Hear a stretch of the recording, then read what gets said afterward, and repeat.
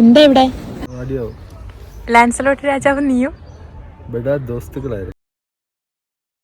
Hello, welcome back to our channel.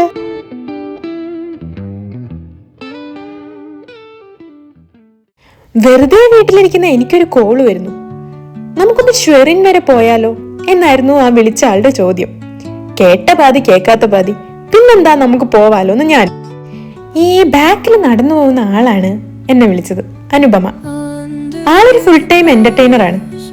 കൂടെ നടന്ന time പോകുന്നതേ അറിയില്ല. ചുരുക്കി പറഞ്ഞ ആൾ അടിപൊളിയാണ്.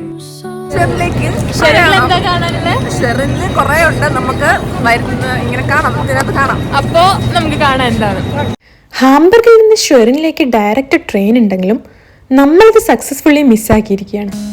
ഇനിയിപ്പോ രൂപക് HPFൽ പോയി അവിടുന്ന് ബാഡ്ക്ലൈനിലെത്തി അവിടുന്ന് ഷ്വറിനിലേക്ക് വേണം പോവാൻ. നമ്മൾ രണ്ടുപേരും മാത്രമല്ല കേട്ടോ പോകുന്നത്. കൂടെ ട്രിപ്പിന് കേട്ട ചാടി പുറപ്പെടുന്ന നമ്മളെ പോലെയുള്ള കുറച്ച് പേരും കൂടി ഉണ്ട്. ഷ്വറിനിലെത്തി അവിടുത്തെ കാഴ്ചകളൊക്കെ കാണാൻ എക്സൈറ്റഡ് ആണെങ്കിലും നമ്മള് ഫ്രണ്ട്സ് എല്ലാവരും കൂടി ഇങ്ങനെ കോമഡി ഒക്കെ പറഞ്ഞ് സംസാരിച്ച് ട്രാവൽ ചെയ്യുന്നത് അത് വേറൊരു രസം തന്നെയാണെന്ന് എനിക്ക് പലപ്പോഴും തോന്നിയിട്ടുണ്ട്. എന്താ ഇവിടെ?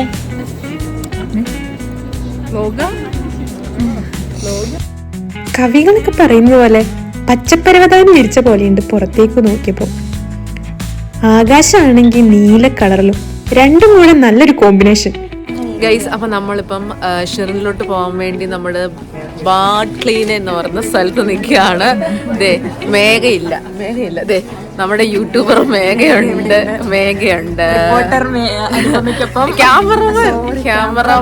ക്യാമറവുമൻ അനുപമയ്ക്കൊപ്പം റിപ്പോർട്ടർ മേഘ. ഇവിടെ ജർമ്മനിയില് ട്രെയിനിലൊക്കെ ഒരു പ്രത്യേകതയുണ്ട്. ഫുള്ളി സൈലന്റ് ആയിരിക്കും. ഒന്നെങ്കിൽ ഇവര് ബുക്ക് റീഡ് ചെയ്യും, അല്ലെങ്കിൽ വെറുതെ ഇരിക്കും. എങ്ങനെയായാലും കാമായിട്ടിരിക്കാനാണ് ഇവർക്കിഷ്ടം.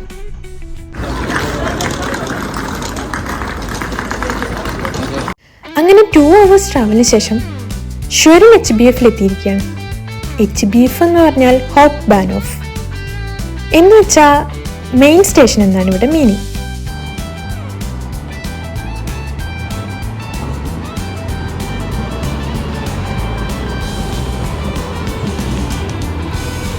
എല്ലാവർക്കും വിശന്നു തുടങ്ങിയത് കൊണ്ട് തന്നെ കഴിക്കാൻ എന്തെങ്കിലും കിട്ടുന്ന സ്ഥലം കണ്ടുപിടിക്കുക എന്നുള്ളതായിരുന്നു അടുത്ത ലക്ഷ്യം. അങ്ങനെ നമ്മൾ നടന്ന് ഷ്ലോസ് പാർക്ക് സെന്ററിലാണ് എത്തിയത്. അവിടുന്ന് ഫുഡും കഴിച്ച് നമ്മൾ പിന്നെയും യാത്ര തുടർന്നു. നമ്മളിപ്പോൾ തന്നെ കുറച്ചുപേർ നടക്കുന്നുണ്ടായിരുന്നു, എന്നാൽ കുറച്ചുപേർ സൈക്കിളിലുമാണ് പോകുന്നത്.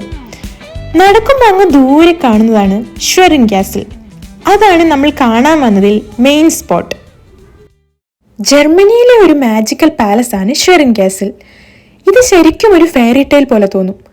ഇതിന്റെ ഹിസ്റ്ററി കേട്ടാലോ, അതിലും മനോഹരം. ജർമ്മനിയുടെ നോർത്ത് പാർട്ടിലുള്ള ഷ്വറിൻ ലേക്കിലെ ഒരു ഐലൻഡിലാണ് ഈ കാസിൽ ലൊക്കേറ്റ് ചെയ്യുന്നത്.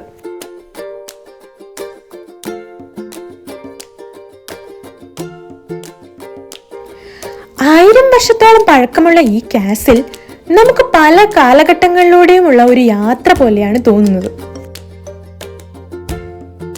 ഇത്രത്തോളം പഴക്കമുള്ള കാസിലാണെങ്കിലും അതിമനോഹരമായിട്ടാണ് ഇവരിതിനെ മെയിൻറ്റെയിൻ ചെയ്യുന്നത്. മുൻപിലായി അതിമനോഹരമായൊരു ഗാർഡനും സെറ്റ് ചെയ്തു വെച്ചിട്ടുണ്ട്.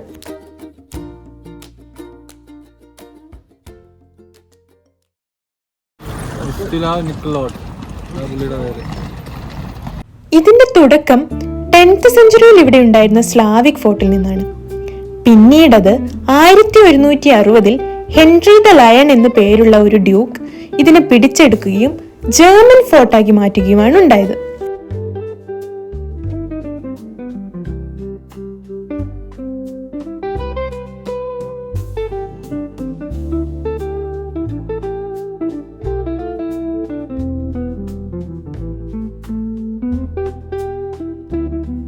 കാലം കടന്നപ്പോൾ ഈ കാസിൽ മെക്ലൻബർഗ് സ്റ്റേറ്റ് റൂൾ ചെയ്തിരുന്ന ഡ്യൂക്സിന്റെയും ഗ്രാൻഡ് ഡ്യൂക്സിന്റെയും ഒഫീഷ്യൽ റോയൽ റെസിഡൻസായി മാറുകയും അതിന് പിന്നീട് പല കൂട്ടിച്ചേർക്കലുകളും മോഡിഫിക്കേഷനും വരുത്തുകയുമാണ് ചെയ്തത്.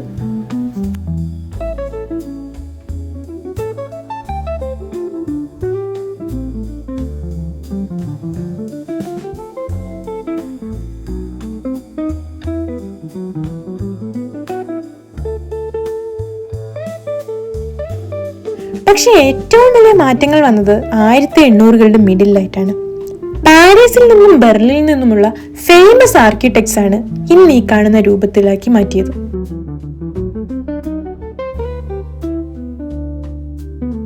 മാത്രവുമല്ല റെനൈസൻസ്, ഗോട്ടിക്, ബറോക്ക് എന്നീ സ്റ്റൈലുകളുടെ മിക്സ് ആയിട്ടുള്ളൊരു ഡിസൈനുമാണ് ഇവിടെ കാണുന്നത്.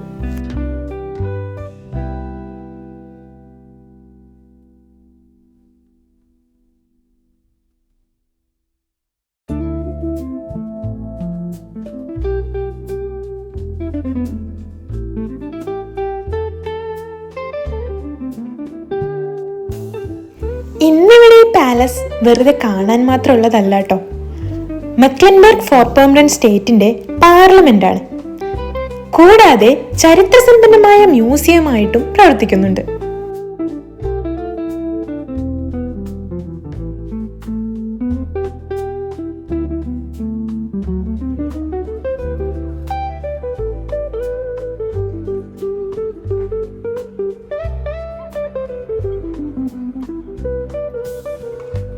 കാസിൽ നിന്ന് പുറത്തേക്ക് നോക്കുമ്പോൾ ചുറ്റും കുറെ മരങ്ങളും ലേക്കും ഒക്കെ ആയിട്ട് എന്ത് ഭംഗിയാലേ കാണാൻ.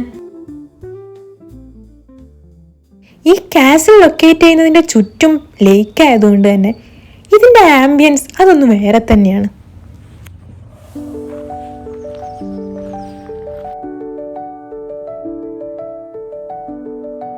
അങ്ങനെ ഓരോന്നും കണ്ടിങ്ങനെ പോകുമ്പോഴാണ് ഇങ്ങനെ കുറച്ച് അരയന്നങ്ങളെ ആ ലേക്കിൽ കാണുന്നത്.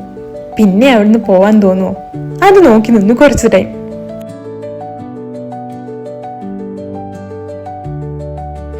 വൈറ്റ് കളറിൽ തിളങ്ങുന്ന ഇവയാണ് മ്യൂട്ട് സ്വാൻ. പേര് കേൾക്കുമ്പോ ഇതിന് സൗണ്ട് ഇല്ലെന്ന് തോന്നാം അല്ലേ? പക്ഷെ അങ്ങനെയല്ല കേട്ടോ. ഇത് ചെറിയ തരത്തിലുള്ള സൗണ്ടുകൾ ഉണ്ടാക്കാറുണ്ട്.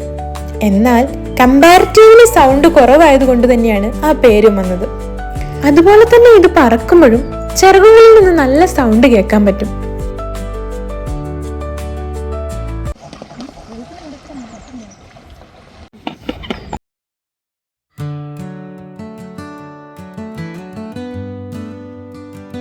പറക്കുമ്പോഴാണ് ഇതൊരു പവർഫുൾ ഫ്ലയേഴ്സ് ആണെന്ന് മനസ്സിലാവുന്നത്. ആ ടൈമിൽ ഏകദേശം ഒരു 2.5 മീറ്റർ വരെ വിങ് സ്പാൻ ഉണ്ടാവും.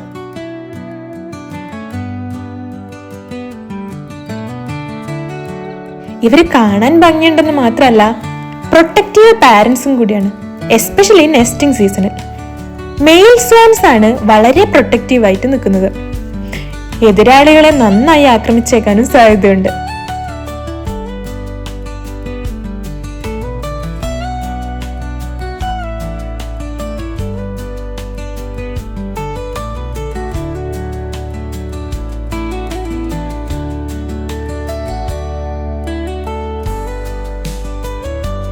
ഇത് നമ്മുടെ കാസിലിന്റെ മറ്റൊരു സൈഡിലെ വ്യൂ ആണ്.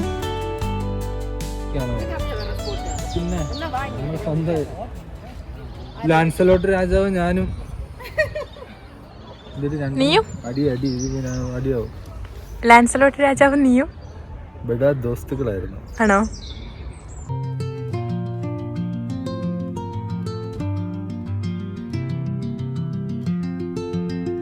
അങ്ങനെ കിരൺ വേറെ ഏതോ അടിപൊളി സ്ഥലം ഉണ്ടെന്ന് പറഞ്ഞത് കേട്ടിട്ട് ഞങ്ങൾ അങ്ങോട്ടേക്ക് പോവാണ് കേട്ടോ. ഒന്നുമല്ല, ഞാൻ ചോദിച്ചതാ. ഇതെന്താ ശരിക്കും എന്താ? നിങ്ങളല്ല സിവിൽ എഞ്ചിനീയേഴ്സ്, ഇതെന്തിനാ ഇങ്ങനെ കെട്ടി വെച്ചേക്കുന്നത്? നീ പറ, നീ അല്ല ഹിസ്റ്ററി അറിയുന്ന ആള്. ഇത് ഞാൻ പറഞ്ഞില്ലേ, ഇവിടുത്തെ രാജാവ് യുദ്ധം വന്നപ്പോ ഓടി രക്ഷപ്പെടാൻ വേണ്ടിട്ട് ഇവിടെ തോണി ഉണ്ടായിരുന്നു വെളിയില്. പുള്ളി ഒറ്റവിടലായിരുന്നു ഈ വഴി ഓടി.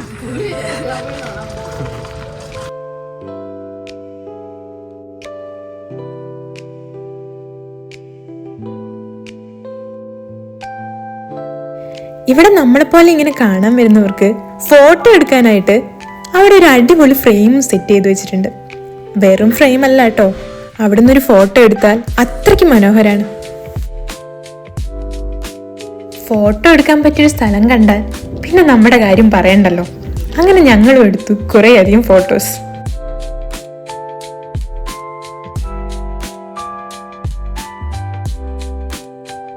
ഇവിടെ ഒരു മരമുണ്ട്, അതിന് നമ്മളോട് കുറച്ച് കാര്യങ്ങളും പറയാനുണ്ട്. നമുക്ക് നോക്കാം. ഞാനൊരു വീപ്പിംഗ് ബീച്ച് ഫാഗസ് സാൾവാട്ടിക്കയാണ്. എന്നെ ഇവിടെ നട്ടിട്ട് 150 വർഷമായി. ഈ കാലയളവിൽ ഞാൻ കുറേ നോബിളായിട്ടുള്ള ആൾക്കാരെ കണ്ടിട്ടുണ്ട്. എനിക്ക് 2 ട്രങ്കും വലിയൊരു ക്രൗണും ആണുള്ളത്. അതിന് നല്ല വെയിറ്റും ഉണ്ട് കേട്ടോ. കാലപ്പഴക്കം ഉള്ളത് കൊണ്ട് തന്നെ എനിക്ക് ഫംഗൽ ഇൻഫെക്ഷൻ വന്നു തുടങ്ങിയിട്ടുണ്ട്. നിങ്ങൾക്ക് കാണാൻ കഴിയും എൻ്റെ കുറേ റൂട്ട്സ് ഒന്നും എർത്തുമായിട്ട് കണക്റ്റഡ് ആയിട്ടല്ല നിൽക്കുന്നത്. അതുകൊണ്ട് തന്നെ നിങ്ങൾ ആരും അതിൽ ചവിട്ടാതെയും കയറാതെയും നിന്നാൽ എനിക്ക് കുറച്ചു കാലം കൂടെ ഇവിടെ ജീവിക്കാൻ പറ്റും എന്നായിരുന്നു അവിടെ എഴുതിയിരിക്കുന്നത്. അങ്ങനെ കാസിൽ നിന്ന് നമ്മൾ പുറത്തേക്ക് ഇറങ്ങി അടുത്ത സ്ഥലത്തേക്ക് പോവുകയാണ്.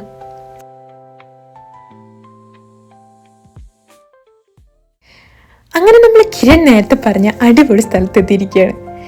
ശരിക്കും നേരത്തെ അവൻ പറഞ്ഞപ്പോൾ തമാശക്കാണെന്ന് വിചാരിച്ചെങ്കിലും ഇവിടെ എത്തിയപ്പോഴാണ് മനസ്സിലായത് അത് സത്യമാണെന്ന്.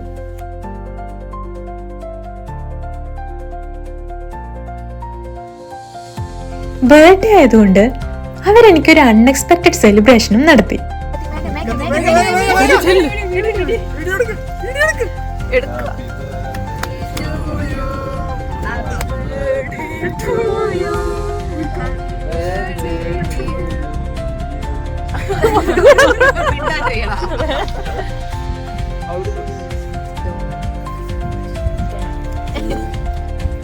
ഒരു വായി എനിക്ക് തന്നില്ല, എനിക്ക് തന്നില്ല.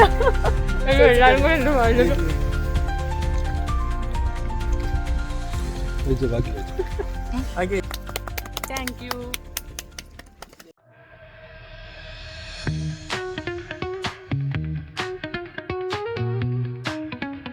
ഞങ്ങൾക്ക് എവിടെയെങ്കിലും ഒരു ഓപ്പൺ സ്പേസ് കണ്ടാൽ അപ്പൊ ഡാൻസ് കളിക്കാൻ തോന്നും. Just for A fun. വേറെ ഒന്നും അല്ല കേട്ടോ. ഇവിടെ കുറച്ച് റെസ്ട്രിക്ഷൻസ് ഉണ്ട്. നമ്മുടെ സ്വന്തം അപ്പാർട്ട്മെന്റ് ആണെങ്കിൽ പോലും ഒരു ടൈം കഴിഞ്ഞാൽ പിന്നെ ലൗഡായി മ്യൂസിക് പാടില്ല, സൗണ്ട് കേൾക്കാൻ പാടില്ല എന്നൊക്കെയാണ്. പക്ഷെ അവർ അതിനായിട്ടൊരു ഡേ പ്രൊവൈഡ് ചെയ്യുന്നുണ്ട് കേട്ടോ, പാർട്ടി ഡേ. അന്ന് വേണമെങ്കിൽ നമുക്ക് ഉച്ചത്തിൽ പാട്ട് വെക്കാം, എത്ര ടൈം വേണമെങ്കിലും പാർട്ടി നടത്താം, അങ്ങനെയൊക്കെയാണ്. ഇതിപ്പോ ഒരു ഓപ്പൺ സ്പേസ് ആയതുകൊണ്ടും ചുറ്റും ആരും ഇല്ലാത്തതുകൊണ്ടും ആർക്കും ഒരു ബുദ്ധിമുട്ടുണ്ടാവാതെയാണ് നമ്മളിവിടെ ഡാൻസ് കളിക്കുന്നത്.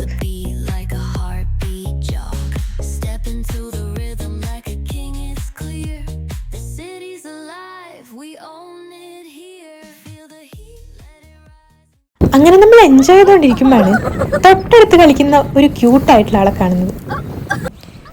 ഇവനാണ് മൈലോ. മൈലോ ഓണറിന്റെ കൂടെ ഈവനിങ് വാക്കിന് ഇറങ്ങിയതാണ്.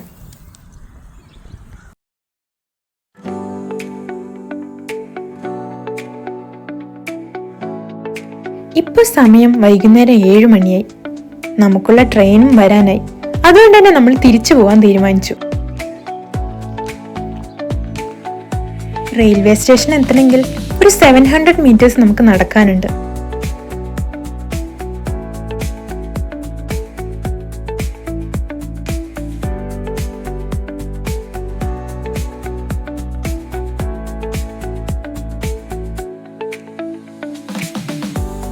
തിരിച്ചു പോകുമ്പോൾ നമുക്ക് ഷെറിനിൽ നിന്ന് ഹാംബർഗിലേക്കുള്ള ഡയറക്റ്റ് ട്രെയിൻ കിട്ടിയിട്ടോ. പുറത്തേക്ക് നോക്കുമ്പം ആകാശം കളർഫുൾ ആയിരുന്നു.